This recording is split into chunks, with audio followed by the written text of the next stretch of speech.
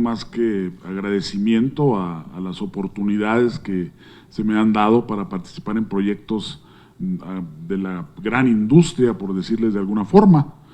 Lo que me deja es entender que el cine se hace igual aquí o en China o en Hollywood, donde sea. El cine, el actor tiene que aprenderse un texto y tiene una marca a la que tiene que llegar, tienes que ser verosímil, conectarte con el otro, y así se hace. De la misma forma estés con Diana o estés con Margot o estés con quien sea. Es decir, la sorpresa, pues, de pronto ha sido ciertamente verme con castings tan impresionantes como El Escuadrón Suicida.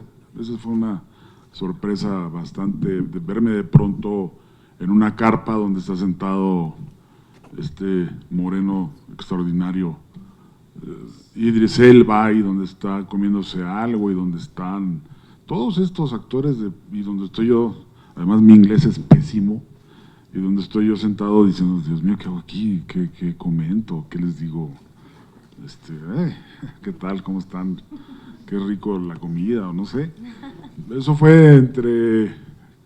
Bueno, desde que yo empecé a hacer cine en esta gran industria, que también mi inglés era pésimo, siempre lo primero que hice fue decirme, no voy a sufrir porque yo no estoy pidiendo que me hablen.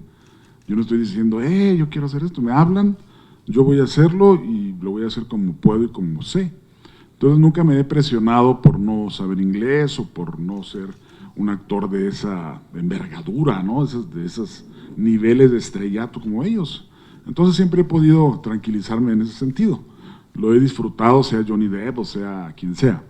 La he pasado bien, y esa es mi premisa fundamental. Yo me voy a divertir y la voy a pasar bien.